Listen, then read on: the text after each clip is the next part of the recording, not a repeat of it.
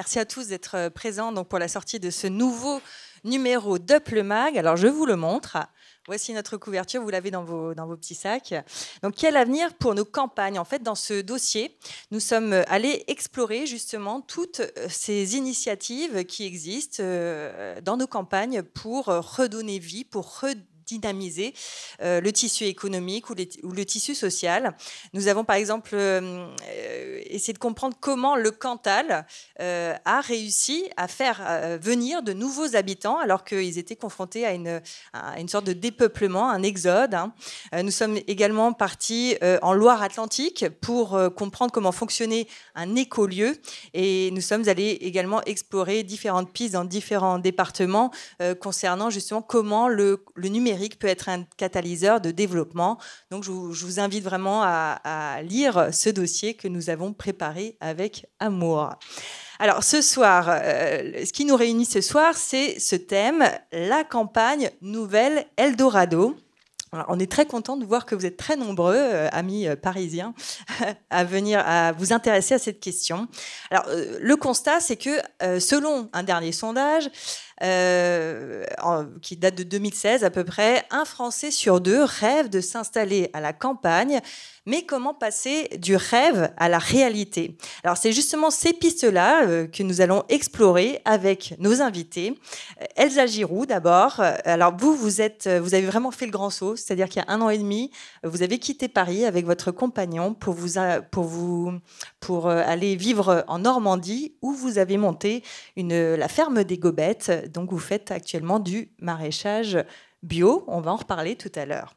À vos côtés, Xavier de Mazenod. Alors vous êtes également un ancien Parisien, c'est bien ça, et vous êtes également parti vivre en Normandie.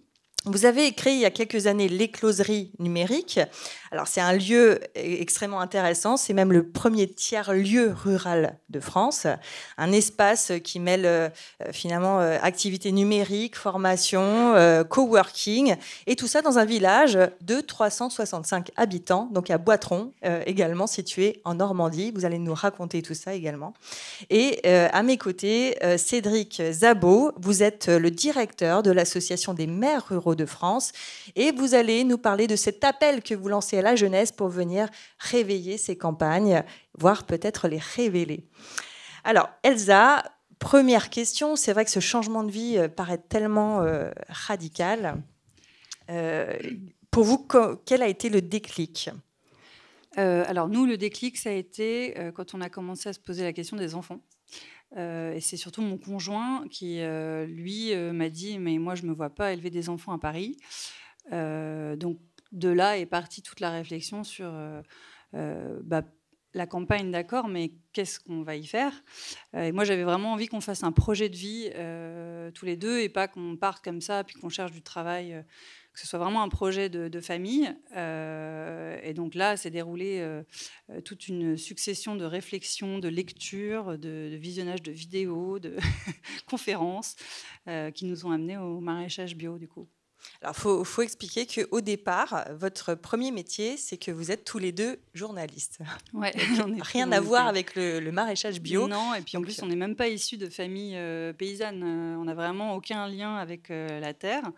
On était tous les deux journalistes en chaîne d'infos en continu en plus, donc bien dans le dur. Et oui, non, ça a été... en fait, à travers nos reportages, déjà, on s'est pas mal intéressé à toute la question du bio, de la disparition de la biodiversité. C'est des sujets qu'on a traités et qui nous ont beaucoup interpellés. Du coup, quand on s'est posé la question de qu'est-ce qu'on fait de notre nouvelle vie, on a assez vite été vers ces sujets-là. Et puis à travers des lectures, on s'est rendu compte qu'il y avait plein de choses qui se faisaient pour une nouvelle agriculture, pour une agriculture dont on vit, qui est rentable, mais dans des nouvelles pratiques, des pratiques plus naturelles, plus proches de la nature, plus de sens en fait, parce qu'en fait, on s'est rendu compte que l'agriculture aujourd'hui, elle marchait sur la tête dans nos lectures. Ça a été une découverte un peu tout ça, et voilà, et on s'est dit je pense qu'on a voulu être journaliste au départ en se disant on va un peu changer le monde. Quand on est jeune journaliste, on se dit on va changer le monde. Bon, on change pas le monde. Donc du coup, on s'est dit on va peut-être changer pas le monde, mais la vie de quelques personnes autour de nous. Et voilà, leur donner à manger des produits sains. Qu'est-ce qu'il y a de mieux que de nourrir les gens correctement, en fait? Et on s'est dit, bah, qu'est-ce qui a plus de sens que ça? Et donc voilà. Et pour pouvoir faire ça, il a fallu finalement acquérir de nouvelles compétences. Donc, comment ça s'est passé aussi, ce changement-là? Bah, ce qui est génial, c'est qu'on est en France et que du coup, il y a plein de possibilités pour se former. Mon conjoint, donc, il a fait une formation d'1 an quand il était encore en CDI dans notre ancienne entreprise. Donc une formation qui a été entièrement payée. Il a touché son salaire pendant sa formation.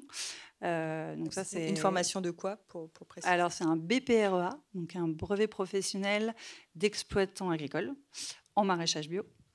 Et donc toute cette formation, elle a été payée par l'État en fait en reconversion professionnelle. Et moi, j'ai fait un bac pro par correspondance derrière pour compléter. Et voilà. Et puis maintenant, on apprend sur le terrain et on apprend plein d'autres choses que le maraîchage parce qu'il faut aussi monter des serres, monter un bâtiment, faire de l'irrigation. Donc il y a plein d'autres choses à apprendre que faire pousser des légumes.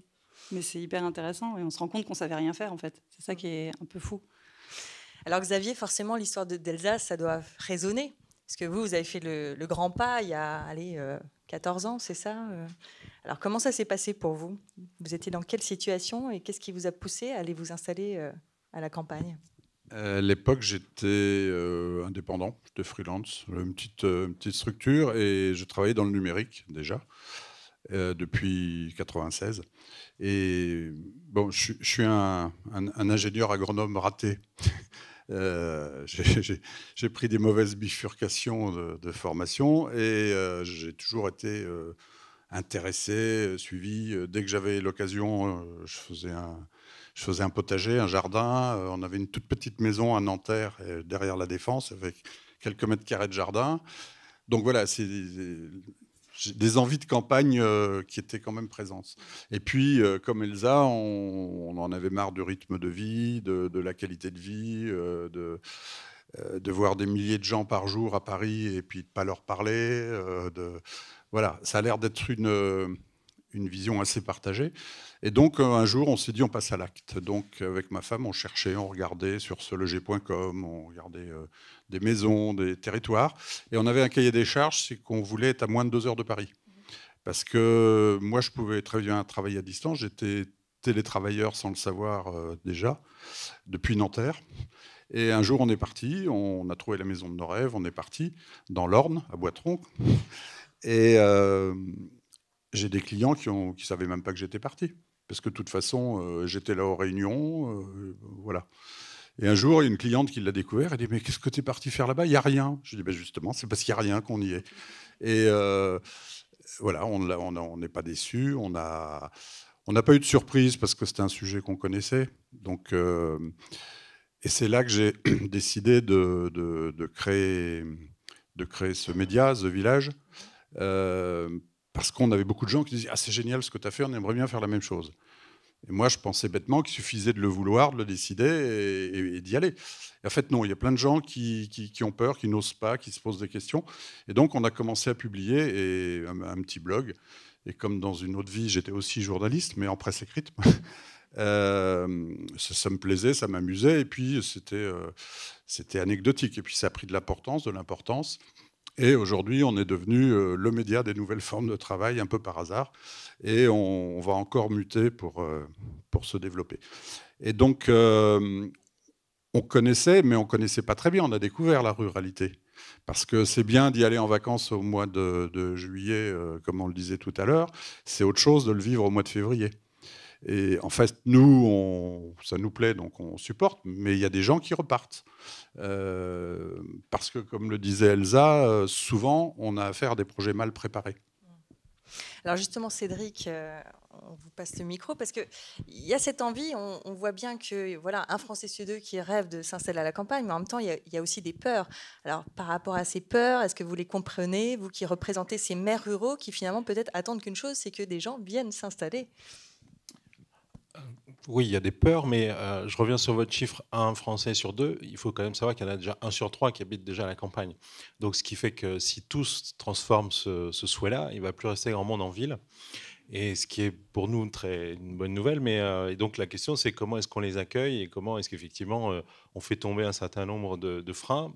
Tous les maires ne sont pas identiques, mais beaucoup ont ce souhait d'accueillir de nouvelles populations. Des fois même, c'est le projet municipal, c'est de conserver le nombre d'habitants, voire même d'en gagner, voire de gérer, quand on se trouve dans des zones urbaines à proximité, de gérer l'afflux, parce que les gens veulent bien bosser à la ville, mais ils veulent quand même travailler à la campagne.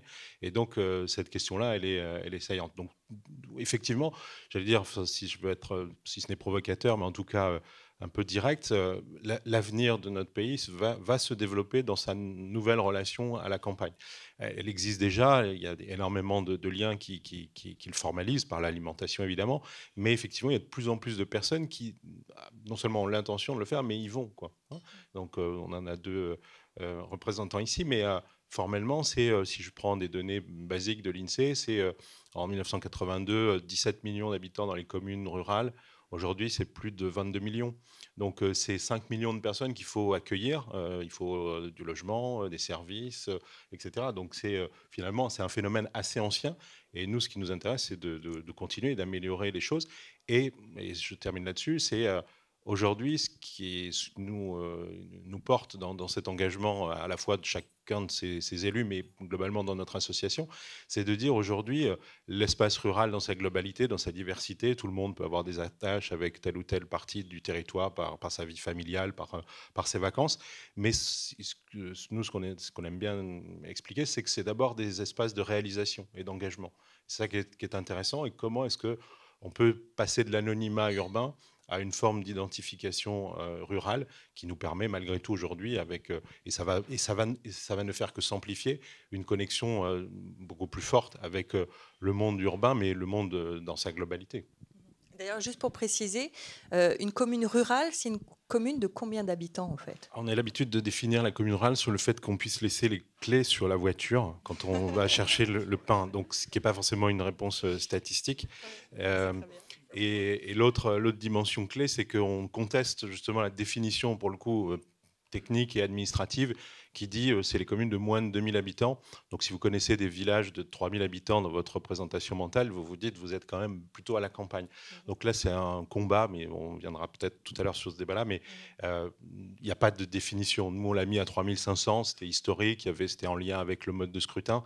On sait que c'est pour eux. Aujourd'hui, 3500 habitants, c'est 32 000 communes, et c'est, je vous le disais, 22 millions d'habitants. Alors, Elsa, vous êtes partie pour un projet, vous avez dit tout à l'heure, qui a du sens. Alors aujourd'hui, vous disiez, voilà, qu'est-ce qu'il y a de mieux finalement que de nourrir des gens? Alors concrètement, vous avez créé une AMAP, c'est ça, dans votre village qui compte à peu près 200 habitants, c'est ça? Oui, nous, on a 200 habitants. Alors, on a créé... En fait, nous, on est partis en se disant, un peu comme Xavier, on part pas loin de Paris. Comme ça, au pire, si on n'arrive pas à vendre les légumes en local, on pourra toujours les vendre à Paris, où on avait quand même un peu du réseau. Et finalement, on vend tout en local. Donc, on a créé une AMAP, pas que dans notre village, c'est villages environnants aussi, mais les gens viennent... pas plus de 5 km en gros autour de chez nous. Il y a 30 familles qui viennent chaque semaine chercher des paniers. Et là, on vient de recommencer des paniers de légumes. Donc, en fait, le principe de la MAP, c'est que c'est un abonnement. Donc là, on a recommencé la semaine dernière parce qu'on avait fait une petite pause hivernale. Donc, on a recommencé la semaine dernière et ils sont abonnés jusqu'à fin août. Donc, nous, ça nous permet d'avoir une visibilité. Et puis, eux, chaque semaine, ils payent 15 € de légumes, mais ils en ont un peu plus. Enfin, là, en ce moment, pas énormément plus, mais c'est l'hiver. Mais cet été, ils auront un peu plus en prix, quoi, je veux dire, dans le panier. Et puis voilà, et puis du coup, c'est des légumes de saison. Nous, on a la certification bio, mais on est au-delà du bio parce qu'on ne fait aucun traitement sur nos légumes. Donc voilà, et ce qui est intéressant, c'est qu'on avait des gens qui n'avaient jamais consommé de légumes bio de leur vie, en fait. Même, je pense, qui achetaient des tomates l'hiver, et peut-être ils le font derrière nos paniers, mais, mais ça, je ne le sais pas. Mais donc voilà, et puis ils se sont réabonnés. Là, on était hyper contents parce que donc on a fait la pause hivernale, et puis là, quand on a commencé la semaine dernière, ils sont quasiment tous revenus. Et ils étaient super contents de nous retrouver, et puis nous aussi, quoi. C'est chouette d'arriver à vendre en local. On vend aussi à des restaurants, à des épiceries et à une Biocoop. Et puis à la ferme, dès qu'on aura un peu plus de légumes, là, on va recommencer la vente à la ferme. Mais on arrive à tout vendre dans un périmètre de 15 km, quoi. Et ça, c'est vraiment chouette. Et vous disiez, il y a des belles rencontres. Là, vous me parliez tout à l'heure de cette femme dont la fille est malade. Ouais, quand on a fait la première réunion de la MAP, il y a une dame qui est venue me voir et qui m'a dit « Mais est-ce que vous êtes vraiment bio ? Qu'est-ce que vous mettez comme produit sur vos légumes ?» Je lui ai dit « Non, mais on ne mettra aucun produit sur les légumes, je vous le garantis. » Et en fait, sa fille a un problème au rein qui est lié aux pesticides. Les médecins lui ont dit « C'est une maladie qui est connue, on sait que c'est lié aux pesticides. » Et voilà, et depuis, elle nous suit depuis le mois d'août. Elle vient toutes les semaines à la ferme pour acheter ses légumes. Elle participe à la MAP, plus elle achète des légumes à la vente à la ferme. Et puis, depuis qu'elle participe, elle a perdu 7 kilos. Elle mange beaucoup de légumes, du coup. Mais voilà, et en fait, il y aurait juste elle. Je me dis que mon changement de vie, il a du sens et que c'est exactement ce qu'on voulait, quoi. Quand on a des témoignages comme ça, c'est super chouette. Même les gens qui viennent nous voir et qui nous disent « Oh là là, les tomates, c'est les tomates de mon grand-père. » Voilà, là, on se dit qu'on a fait le bon choix. Alors, vous, Xavier, le projet qui a du sens, est-ce que vous diriez que c'est justement ce projet de l'écloserie numérique? On peut peut-être en dire quelques mots, parce que c'est assez original quand même. L'écloserie, c'est arrivé tard. Nous, on s'est installé en 2004 et l'écloserie, on l'a ouvert il y a 10 ans, 2009. Je cherchais depuis 2-3 ans à l'installer, et puis j'allais voir les grandes villes à côté de chez nous, 5000 habitants, 2000 habitants, en me disant qu'il y avait une logique. Parce qu'on avait commencé par une activité de coworking. Et dans les locaux de l'ancienne école? Oui, c'est ça. Ouais. Et donc on s'est dit, on va aller à un endroit où il y a plus de monde, on aura un modèle économique peut-être un peu plus viable. Et puis en fait, quand vous ouvrez un espace de coworking en ville, il est plein en 5 minutes. Quand vous l'ouvrez à la campagne, on n'a pas de passage à la campagne. Donc ce sont forcément des résidents, et la densité de résidents, dans l'Orne, c'est 42 habitants au kilomètre carré. Donc vous ne remplissez pas votre espace comme ça. Donc on a commencé à chercher, et puis un jour j'en parle à mon maire, qui est un agriculteur, qui me dit on n'y connaît rien, mais on va regarder. Donc je m'étais cassé les dents partout autour, et lui me dit, on a un local, là, on a l'école, si tu veux, on te le met à disposition. Ok, donc ils ont fait les travaux, ils ont retapé. On a été raccordé en très haut débit, on avait presque 100 mégas symétriques en pleine campagne il y a 9 ans. Je ne sais pas si vous imaginez ce que c'était. Chez moi, j'ai 1,5 méga. J'ai d'autres solutions alternatives maintenant, mais c'était une révolution à l'époque. Et puis on s'est dit, si on veut, peut-être, on a un local qui est chauffé, on a des gens, on a une petite communauté, on pourrait essayer de faire d'autres choses. Donc on a lancé des formations d'initiation à Internet, à l'informatique, parce qu'il y a des gros besoins. Ça a tout de suite marché.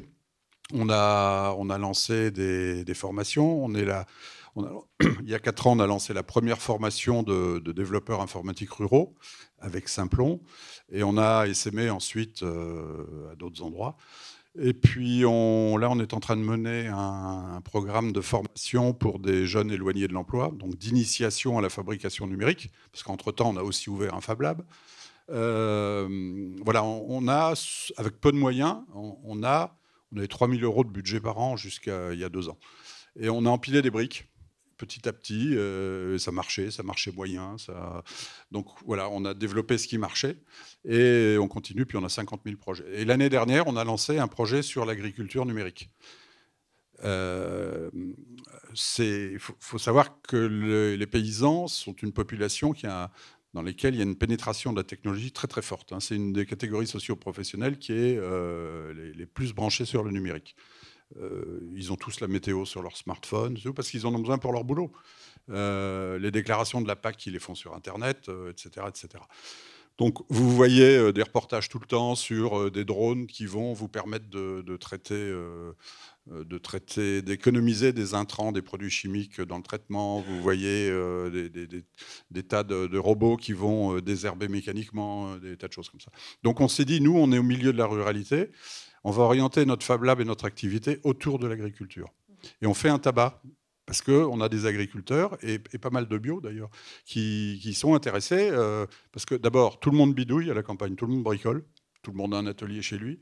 Donc, dans un Fab Lab, qu'est-ce qu'on fait? On bidouille. Donc ça les intéresse, ça leur parle. Quand on parlait coworking, ça ne leur parlait pas. Donc dans ce projet, on est en train de monter un robot de culture.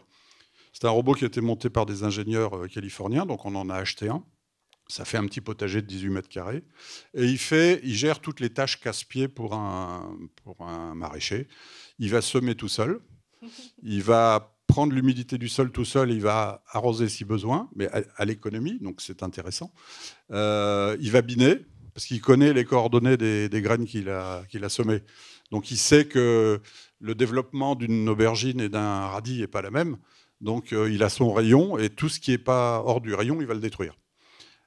Si vous voyez le temps qu'il faut pour biner un jardin, c'est un peu compliqué. Derrière, on monte des ruches connectées et on va s'installer dans un programme de lutte contre les frelons asiatiques. Comme on voudrait, on a une orientation plutôt écolo dans la démarche. On va travailler aussi sur l'alimentation électrique. Donc on va construire des éoliennes, des petites éoliennes axe vertical, un méthaniseur. Pour alimenter le méthaniseur, on va produire des drèches dans une microbrasserie. Voilà, on a un bout de ficelle, on tire dessus, et à chaque fois qu'on trouve des volontaires pour le projet, on fait les choses. Attention, on va tous venir à Boitron, là. Volontiers. Il y a de quoi faire. Le foncier n'est pas cher, hein, Ah la ouais campagne.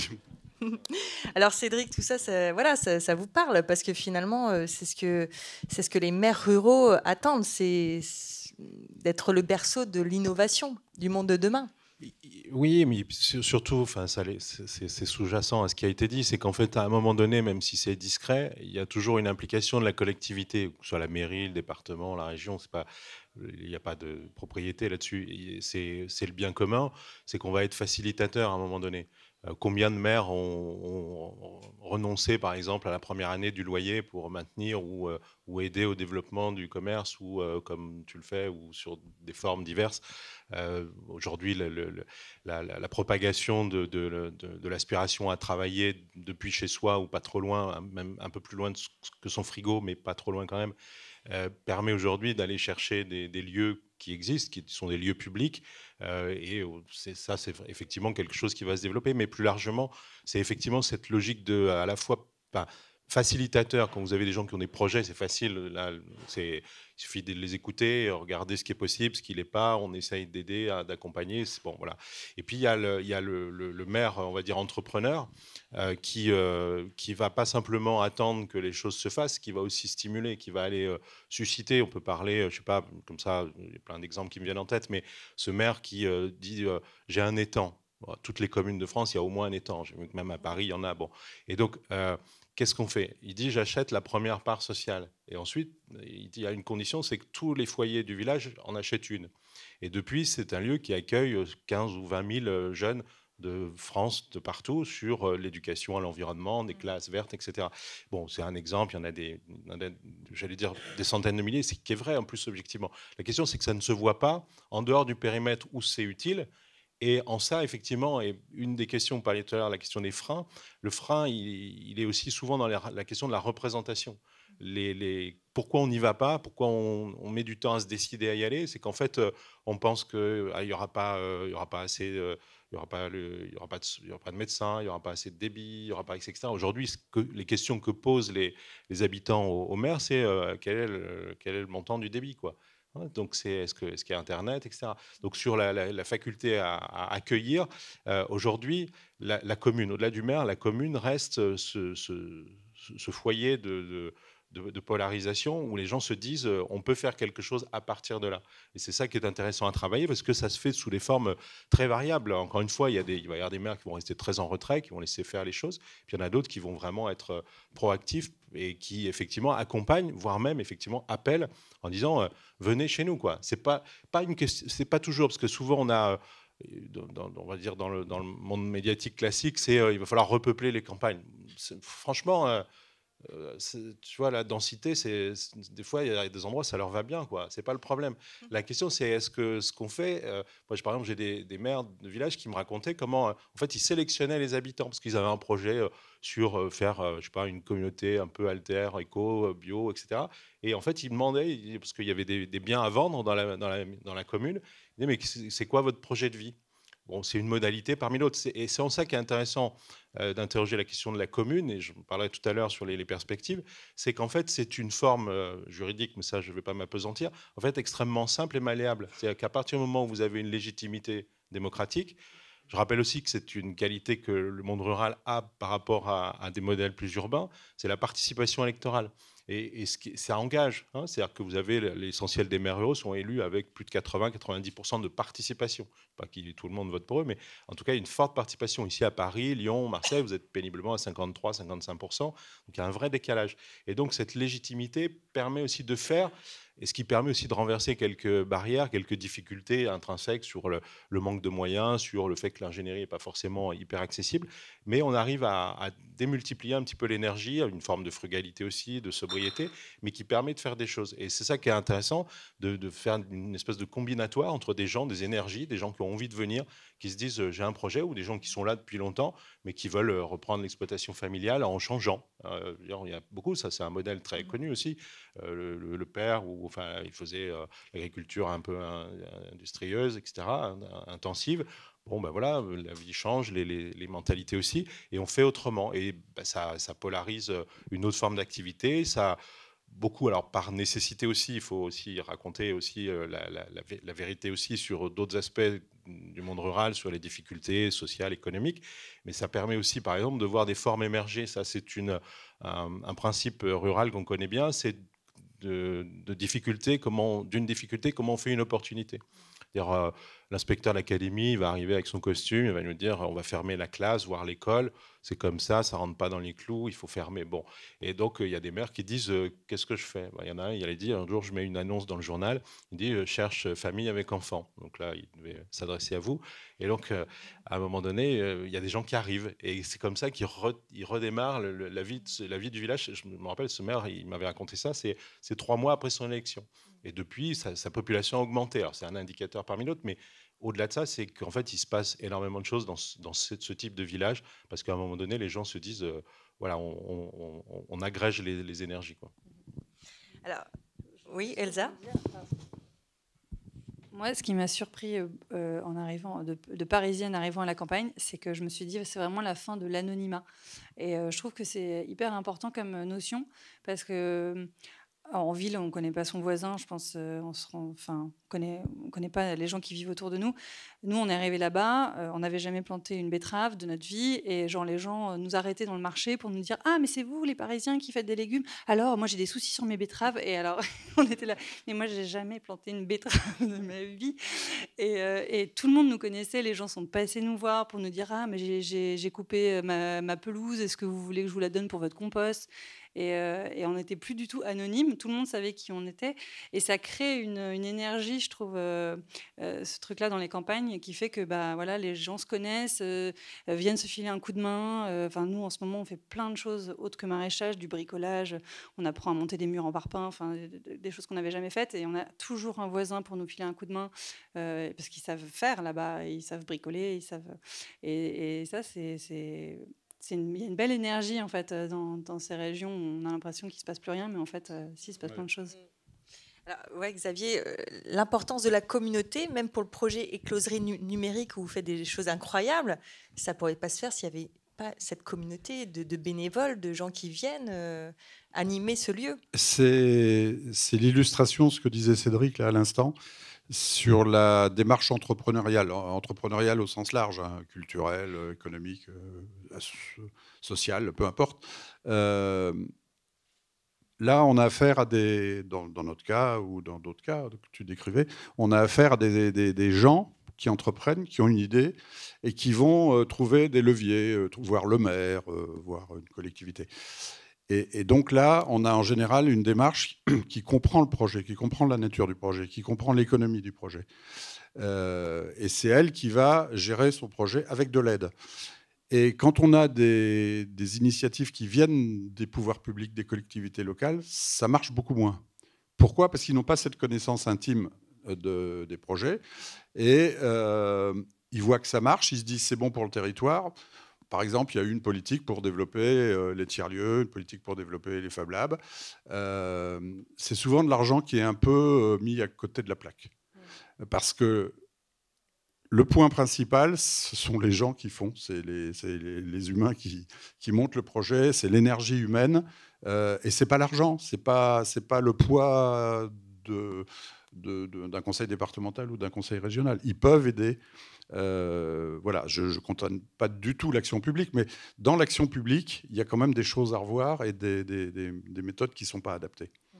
Mais vous, concrètement, par rapport à l'écloserie numérique, vous avez bien trouvé dans votre village de 360 habitants des personnes qui étaient sur la même longueur d'onde et avec qui vous avez pu créer tout ce que vous êtes en train de créer. Il y en a une qui habite dans le village, les autres sont à un rayon de 20 km à peu près. Okay. 20 km, c'est 20 minutes à la campagne. C'était des personnes que vous ne connaissiez pas au départ ? Non. Alors, la communauté préexistait, parce que quand je suis arrivé, j'ai monté à l'époque, c'était une liste de diffusion, donc on échangeait par mail. C'était avant les réseaux sociaux. Depuis, on a un groupe Facebook, enfin des tas d'outils, mais on a surtout un groupe Facebook. Donc à la campagne, tout le monde est sur Facebook. C'est le réseau social rural. Hein. Donc on fonctionne beaucoup avec ça. Quand on fait une pub pour un événement, ça fait tache d'huile sur Facebook, et puis les gens viennent tout seuls, vous ne les connaissez pas, vous les découvrez. Voilà, c'est la magie positive des réseaux sociaux. Et donc cette communauté préexistait. Le jour où on a décidé de l'incarner, c'est-à-dire vers 2007-2008, que j'ai commencé à chercher des endroits autour, je suis allé chercher bien loin ce que j'ai trouvé dans mon village. Parce qu'il suffit d'un maire un peu entrepreneur. Et effectivement, c'est un maire entrepreneur. Il avait à l'époque à peu près 45 ans. C'est un paysan prospère, conventionnel. Hein. Il a une très grosse ferme. C'était un des premiers à avoir un robot de traite. Il a beaucoup de vaches. Mais il ne connaissait pas le numérique, à part dans ses usages à lui. Mais quand je suis allé le voir, il n'a pas dit « Oh, je ne sais pas, c'est compliqué ». Il m'a dit « On va regarder ». Et c'est né comme ça. Et ça, c'est, comme tu disais, c'est souterrain, ça ne se voit pas. On voit les résultats. On a plein de commerces qui sont installés dans la commune. Il n'y avait plus rien. Il n'y avait plus personne, plus de commerce, plus de café, évidemment. Il y a 2 commerces qui sont installés, dont un super charcutier traiteur, deux jeunes qui sont installés, une grosse menuiserie qui est venue s'installer, un monsieur qui installe des alarmes. Pourquoi ? Parce qu'il a ce tempérament et il accueille les gens et il les aide. Les aides, ce n'est pas forcément les arroser d'argent, hein. C'est leur trouver les contacts, faciliter l'accès à un bâtiment. Et nous, ils ont rénové pour nous l'école du village. C'est lui qui est allé charger de trouver des subventions au département et peut-être de la réserve parlementaire ou des trucs comme ça, et qui a financé le projet. Alors Cédric, vous aviez envie de réagir ? Oui, il y a une dimension qui est essentielle. Alors, c'est vrai dans la vie de tous les jours, partout, mais qui marche, et on le sait que c'est un ferment particulier dans ces territoires-là, c'est la question de la confiance. Pourquoi ? Parce qu'à un moment donné, cette rencontre-là entre quelqu'un qui vient d'ailleurs, de la ville ou de la campagne, on ne le connaît pas. Et la peur, elle est des deux côtés des fois. Hein. Elle est à la fois celui qui arrive et qui se dit où est-ce que je vais mettre les pieds, c'est quoi mon projet, est-ce qu'il est réalisable, etc. Et puis de l'autre côté, vous avez toujours un degré de méfiance, d'interrogation. Qu'est-ce qu'il vient faire ici ? Il vient faire, voilà, bon, voilà. Et ça, pour le coup, l'élu, il a cette propension ou pas. Hein, ça, c'est pas calibré, c'est pas universel. Mais en tout cas, là où ça marche, c'est parce que justement, il y a cette logique de confiance. On fait le pari que ça va marcher, de mettre à disposition ce local qui servait à personne. On va vous le mettre à disposition. Commencez, on va vous aider.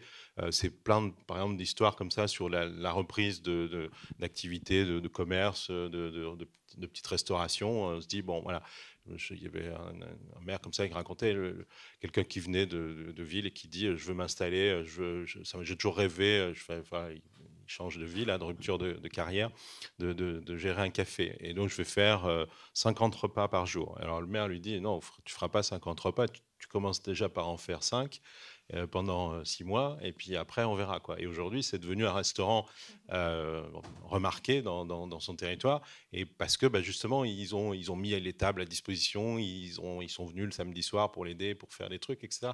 Et effectivement, encore une fois, tout ça ne se voit pas, ça a une valeur économique considérable, mais surtout une valeur sociale et qui est considérable. C'est ça qui est aussi stimulant. Donc, on n'est pas hyper inquiet sur l'avenir des campagnes. Justement, cet avenir, on va peut-être parler un peu perspective, et je voulais voir avec vous justement qu'est-ce que pourrait représenter le télétravail dans l'avenir, parce qu'on en est où en France par rapport à à cette façon, à cette organisation du travail, parce que ça pourrait être une solution pour justement quitter les villes et s'installer en campagne. Alors ça, c'est un vieux fantasme de l'ex-DATAR, la délégation à l'aménagement du territoire, qui a découvert le travail en 1995 et qui s'est dit, c'est génial, on va repeupler la France rurale avec des gens qui vont aller travailler en téléactivité, comme on disait à l'époque. Et sauf que ça ne s'est pas passé comme ça, on ne les a pas attendus.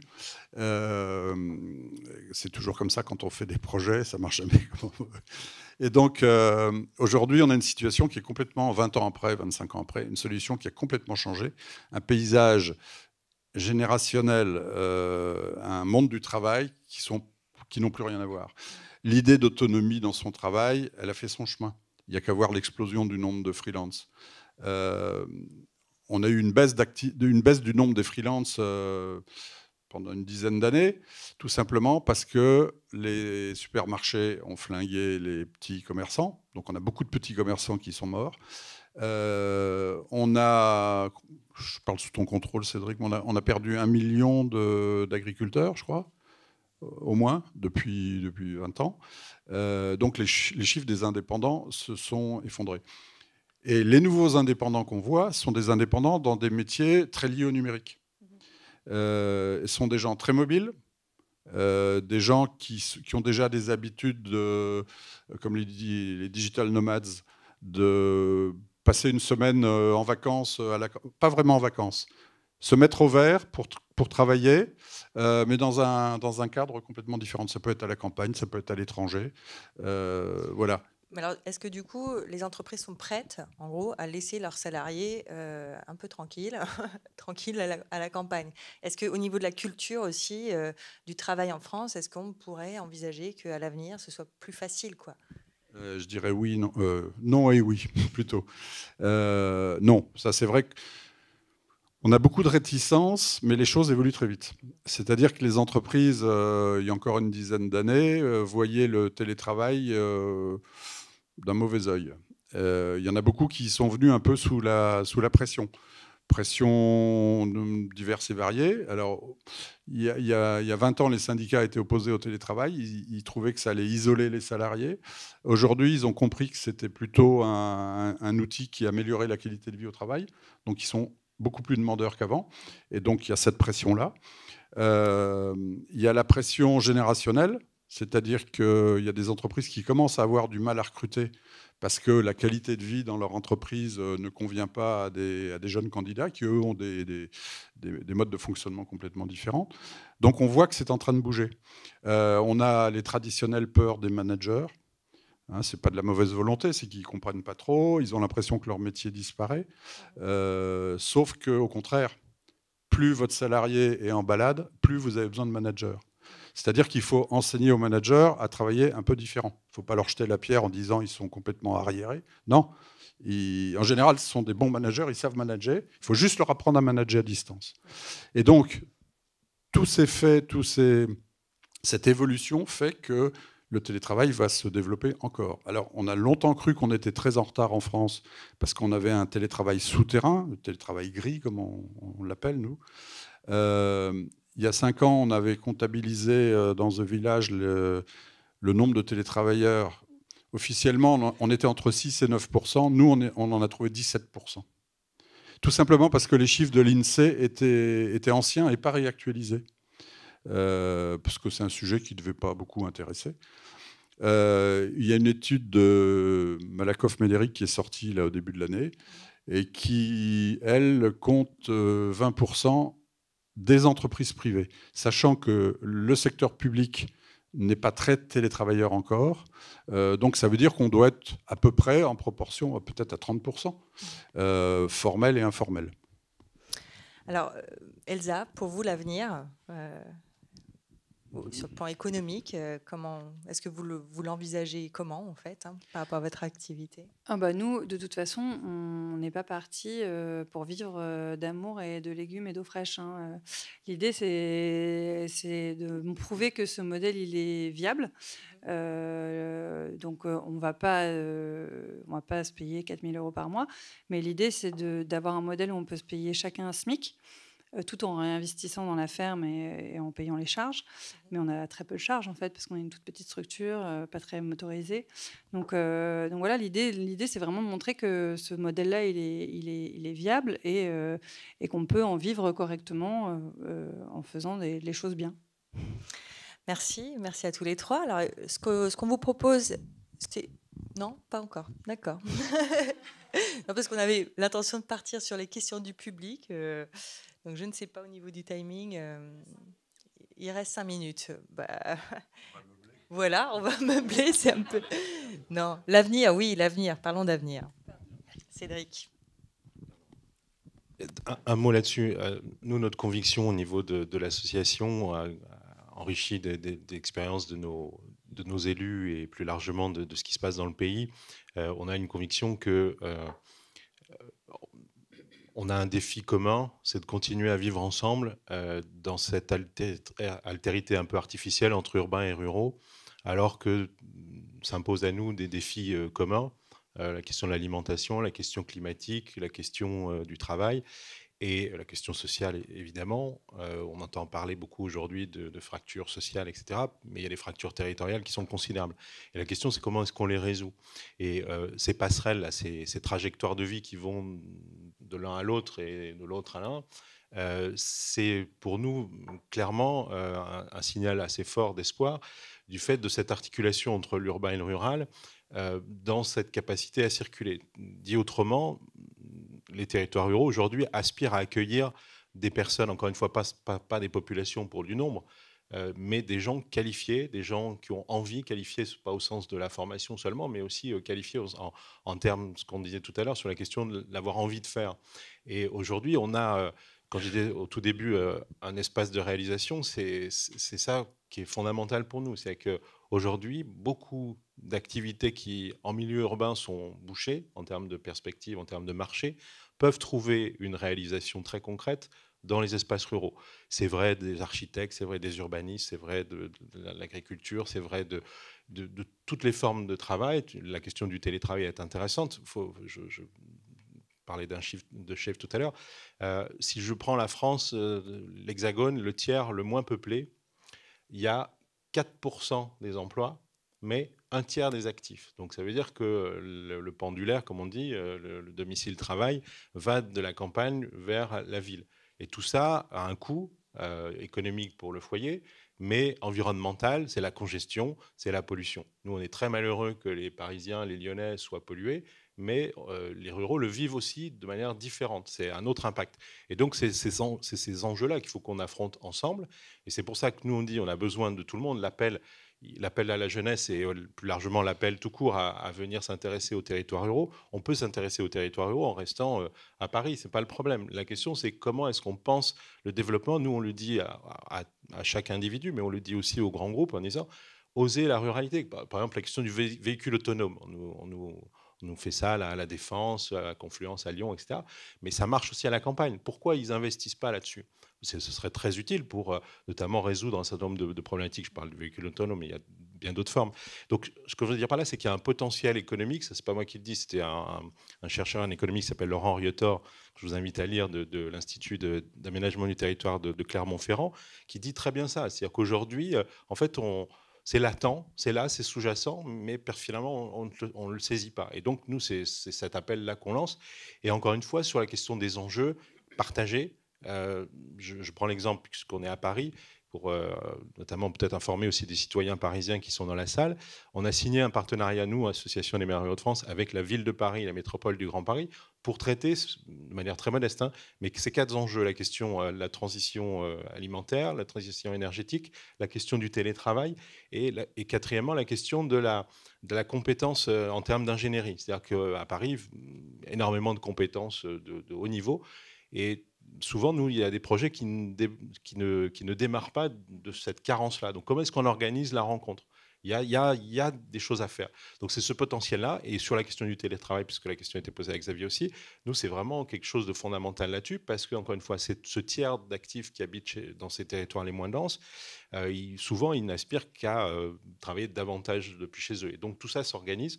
Les blocages, on les sait, ils sont plutôt dans les cerveaux et dans les mentalités, mais c'est effectivement parmi les pistes, mais les enjeux quand même supérieure, on va dire des choses comme ça, sur la question du climat, sur la question de l'alimentation. C'est des choses qu'on ne pourra régler qu'ensemble et de l'avenir des campagnes. Et c'est ça qui est super intéressant et important, parce qu'on a beaucoup parlé de comment on va le faire à partir des êtres humains qui s'investissent, qui s'engagent, qui dialoguent par l'associatif, par des micro-entreprises.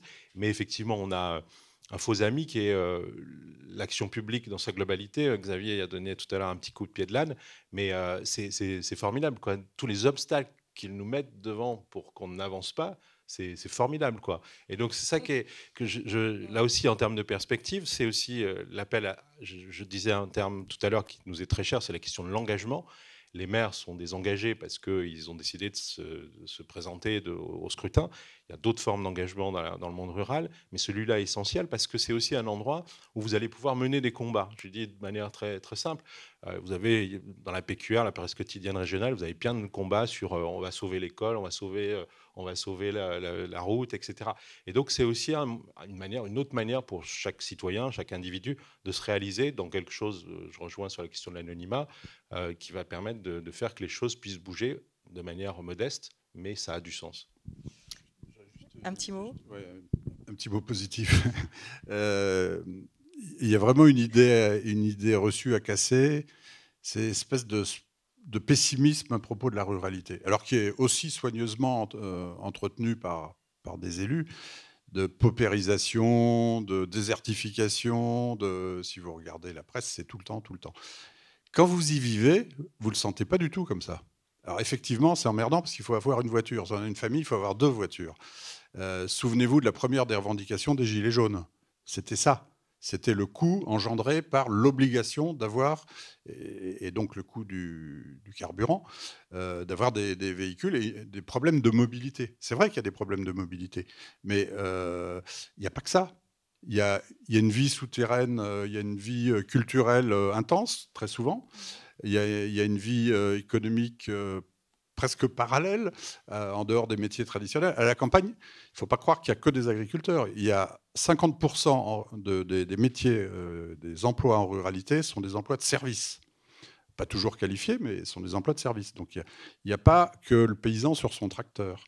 Donc moi, je voudrais qu'on arrive à montrer, à regarder toutes ces expériences, enfin c'est même plus que des expériences aujourd'hui, c'est la réalité partout, toutes ces initiatives dans tous les domaines, et qu'on arrête un peu de pleurnicher sur la campagne. Alors, on va passer peut-être aux questions du public, donc n'hésitez pas à profiter de la présence de nos invités pour poser toutes les questions qui vous traversent. Merci beaucoup. Une question pour Cédric. Cédric, ouais. Je cherchais le nom parce que en fait vous le cachez. Merci. C'est quoi la moyenne d'âge en fait des maires ruraux? Tous les ans, ça augmente. Non, je pense que c'est pas très raisonnable d'être au début de mandat, ça doit être autour de 55, 60, et après, par définition, vous rajoutez un petit peu, mais voilà. Mais j'étais très étonné de découvrir il n'y a pas très longtemps une statistique, c'est qu'en fait, il y avait plus de 800 maires qui avaient à peine plus de 18-20 ans en 2014, donc qui sont encore très jeunes. Et qu'en plus, quasiment 90% étaient adhérents chez nous. Donc ça, c'était encore plus réjouissant.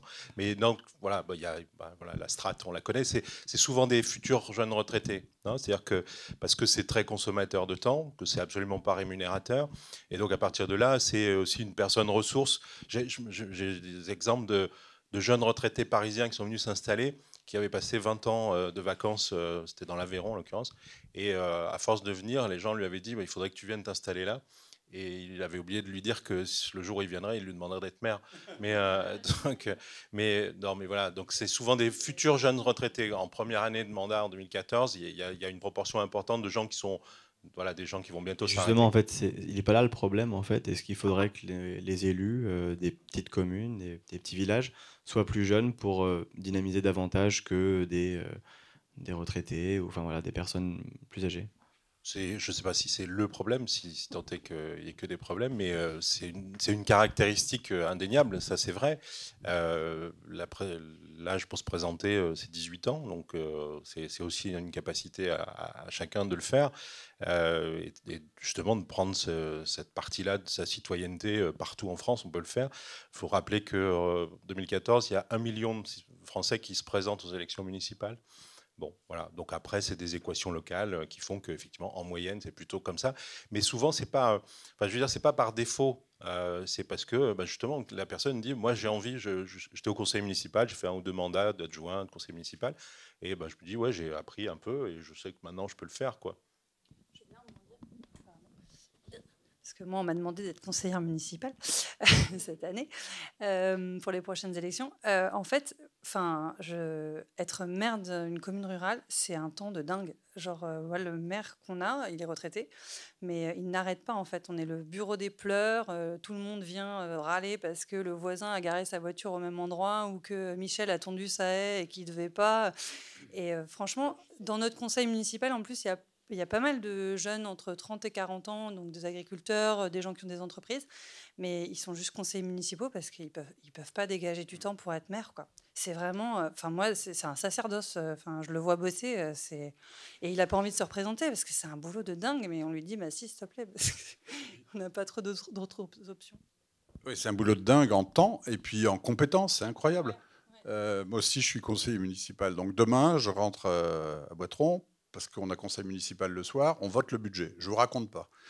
La comptabilité publique. Alors, moi, je suis entrepreneur, j'ai une notion de comptabilité, mais alors la comptabilité publique, c'est complexe. Et puis, il gère souvent, où il est membre du syndicat d'électricité, donc il faut des compétences. Syndicat des eaux. Après, il doit s'occuper du problème des ordures. Quand vous êtes un maire urbain, vous avez des services, vous avez des compétences autour de vous. Là, le maire, il fait tout. Quand il y a de la neige, évidemment, on est dans l'Orne, il n'y a pas de déneigeuse, il n'y a pas... Donc, qu'est-ce que le maire fait? S'il veut qu'on puisse sortir de chez nous, il vient avec son tracteur et il déneige les principales routes du village. Il est payé, je ne connais plus tout à fait la grille, mais moins de 1 500 € par mois, parce qu'on est en dessous de 500 habitants. Il a un métier, il est agriculteur. Je pense qu'il ne compte pas ses heures. Et je crois qu'il y a 40% des maires qui ne veulent pas se représenter. Parce qu'en plus, un maire rural, un petit maire comme ça, il n'a plus de pouvoir, il n'a pas d'argent, mais ça, c'est pas nouveau. Il n'a pas de pouvoir. Et le pouvoir, il part dans les autres couches administratives, en particulier dans les communautés de communes, qui gèrent de plus en plus de sujets. N'empêche que le maire a toujours un pouvoir symbolique extraordinaire. C'est étonnant, quand les gens ont un problème, ils ne vont pas voir le président de la communauté de communes, ils vont voir leur maire. Et ça, chapeau. Alors, on va prendre une autre question. Bonsoir, j'avais plusieurs questions, pour Elsa notamment. Déjà aussi par ailleurs, je voulais vous remercier tous les 4. Merci beaucoup pour 3 plus 1. Merci, hop. Merci pour vos témoignages. C'est vraiment très très très très motivant. J'avais une question donc sur votre installation. Alors peut-être que je l'ai pas entendu. Vous l'avez peut-être indiqué au départ. Vous êtes donc 2 avec votre compagnon, mais sur quelle surface? Et selon la surface, est-ce que vous avez des j'appelle ça des bénévoles, mais des woofers ou autres à certaines parties de l'année. Et est-ce que vous avez bénéficié de subventions ou d'aides initiales pour vous installer, ou est-ce que par votre passé ou autre, vous avez pu vous installer directement avec vos ressources personnelles? Ouais. Oui, bonsoir. Ludovic Bu. Moi, j'ai le plaisir de travailler sur les questions de mobilité et d'urbanisme dans les zones rurales, pas que, mais notamment, et sur les questions d'entrepreneuriat innovant. Et la question que j'ai envie de vous poser, c'est issue de mon expérience, c'est que j'ai vu des territoires, notamment des communautés de communes rares, mais qui sont extrêmement dynamiques, et où chaque maire, en fait, trouve un relais formidable, et elles inventent des trucs, et avec les peu de moyens qu'elles ont, elles arrivent à faire des choses extraordinaires. Et puis des territoires où il ne se passe rien. Mais alors, rien. Et surtout, il ne faut pas que ça bouge. Et la question que j'ai envie de poser, et à ceux qui sont partis, et aux représentants des maires ruraux, c'est comment on fait quand on a envie de partir et qu'on est porteur d'un projet pour ne pas passer 6 ans à trouver l'interlocuteur, comme Xavier l'a fait d'ailleurs? Il faut faire soi-même. Alors, on va commencer par la première question. Ouais, alors du coup, sur l'installation, moi, si j'ai un conseil à donner, c'est qu'il faut vraiment réfléchir le projet. Parce que, par exemple, on a fait une demande d'aide, donc c'est la dotation jeune agriculteur d'aide à l'installation, qu'on a pu faire parce qu'on avait fait une formation agricole. Mais on n'a toujours pas touché les sous et on devrait les toucher à la fin de l'année, peut-être début 2020. Donc, il ne faut pas compter dessus. Pardon.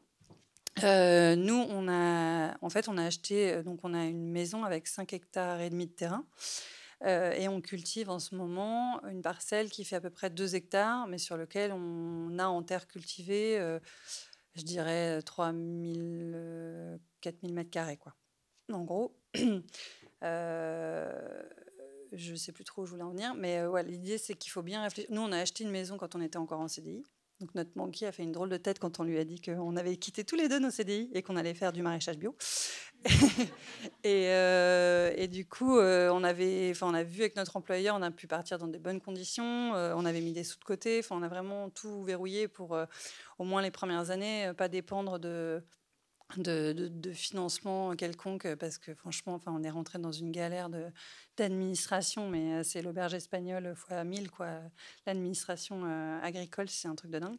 Donc, faut pas compter dessus, faut essayer de partir intelligemment, de bien réfléchir le projet économiquement. Après, ça peut se faire avec peu de charges, ça demande pas énormément de charges. Et justement, sur les maires ruraux, je sais qu'il y a beaucoup de choses qui se font avec des envies d'installation de maraîchers. Il y a pas mal de maires qui donnent des terrains à des jeunes maraîchers pour s'installer, si on veut faire du maraîchage ou autre chose. Mais il y a plein de choses à réfléchir avant. Pareil, sur les formations qui sont payées par l'État, des choses comme ça. Il faut vraiment essayer de prendre tout ce qu'on peut pour aider son installation. Moi, je sais que là, par exemple, je suis au chômage pour l'instant. Je ne suis pas encore installée. Mais j'ai ma conseillère Pôle emploi qui me suit à fond, qui me dit mais vous vous installerez quand vous aurez le temps. Pour l'instant, profitez du chômage pour mettre en place votre ferme. Donc voilà, on peut être vraiment soutenu dans le projet à partir du moment où le projet est concret et viable, quoi. Pour revenir sur la deuxième question, c'est plutôt le comment faire pour que des porteurs de projets, c'est bien ça, rencontrent des... Voilà, dans les deux sens, parce que... Exactement, y a-t-il une plateforme quelqu'un va peut-être l'inventer, voilà. Elle existe déjà? Oui, une sorte de plateforme qui a fêté ses 20 ans l'année dernière, qui s'appelle Village Magazine. Et donc, c'est un journal papier qui est peu actif sur le web, sur un site web, mais qui passe son temps à publier des petites annonces et des échanges. Commune cherche boucher charcutier pour... ça a l'air rigolo comme ça, mais réinstaller un commerçant dans une commune ou un artisan, par exemple, ça permet de réenclencher une spirale positive et de donner des idées aux autres, de redonner le moral. Voilà. Et ça, le bon interlocuteur, en général, c'est le maire. Et c'est la commune qui passe ce type de petites annonces. Il y a une expérience réussie de pouvoir public, c'est la région Limousin. La région Limousin, il y a 15 ans, c'était une des régions les plus âgées en Europe. La population était une des plus âgées en Europe. Et qui se dépeuplaient très très vite. Il y a la Creuse, il y a des départements comme ça dans la région. Ancienne région Limousin. Et pendant 15 ans, ils ont mené une politique d'attractivité. Ils avaient monté un salon, ça s'appelait Projet en campagne. Et ils sont assez actifs sur le web, d'ailleurs. Et ils ont réinversé la courbe. Ils ont plus d'entrants que de sortants dans la région grâce à cette politique. Ce qui est génial, c'est qu'ils ont réussi à mener pendant 15 ans, alors peut-être ça va continuer, taper sur le même clou pendant 15 ans, et il a fini par rentrer. Mais sinon, il y a peu d'exemples, effectivement, d'organisation. Oui. Il y en a eu, puis qui se sont cassés la gueule, qui n'ont pas...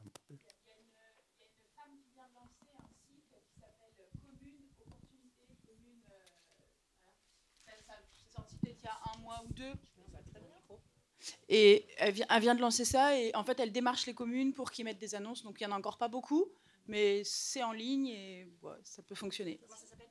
Commune, comment on dit non pas slash mais en haut là, je suis fatiguée là, pardon, apostrophe, opportunité. Élodie, il y a une question. On va prendre une dernière question. Je remercie beaucoup la personne qui vient parler de mon projet. à sa disposition pour discuter. Voilà, effectivement, donc on a créé cette plateforme de mise en relation. C'est quoi l'adresse ? commune-opportunité.fr. J'ai des cartes, des plaquettes, tout ce que vous voulez. Au plaisir de vous rencontrer. Et nous avons déjà plus de 300 communes représentées et 170 porteurs de projets qui se sont inscrits depuis le 15 janvier, puisque c'est tout récent. Voilà.